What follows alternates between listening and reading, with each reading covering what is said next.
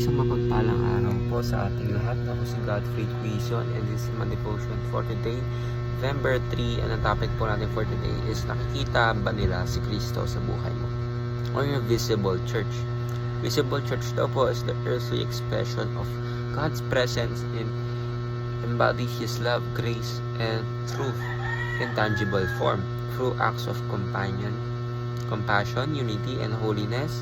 And invisible God is made visible to the world as the body of Christ. The church reveals His character and makes His spiritual reality of His wisdom known.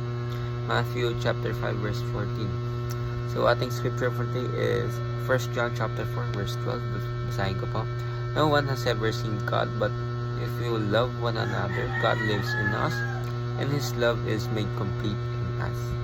So Diyos po lahat ng papurian, no? So, ang Church of God, to be specific, ay hindi po makikita sa religion. Ang Church of God po, ang Church ng ating Panginoon sa Kristo, ay hindi lang po kung saan ikaw ay Catholic, ikaw ay Christian. No. Ang ibig sabihin po na Church of God ay ikaw po ay nananampalataya sa ating Panginoon. So, ibig sabihin na yun, ayun ang definition ng Church of God. Ibig sabihin po, ating Panginoon, He saved us. Yung sino man naniniwala sa Kanya, ayun ang church niya. Hindi po yung physical buildings, hindi po mga ganon. So, teachings natin for today is, we are the visible manifestation of God. We ought to love and extend grace. We make the spiritual reality become tangible. So, sabihin lang po dito, tayo po as Christians, kailangan po makita sa atin ng ating Panginoon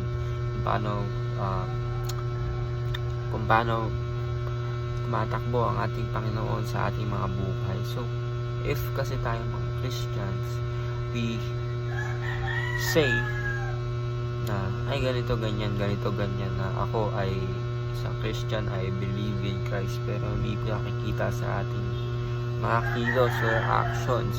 Sabihin, hindi talaga tumatakbo ang ating Panginoon. Although of course may pagbabago, pero ano pa ba yung hanggang kailan pa ba yun? So ibig sabihin lang po na kailangan mag-reflect agad yan sa atin, kasi talagang pag in-accept natin truly, may changes agad yan mangyari. Although minsan maliit lang muna, but of course meron pa rin. Hindi yung wala talaga sila mapapansin sa'yo. You should reflect on that. Also ako rin, guilty ako dito na wala masyadong makikita sa akin na pagbabago, although I am a scholar for how many years.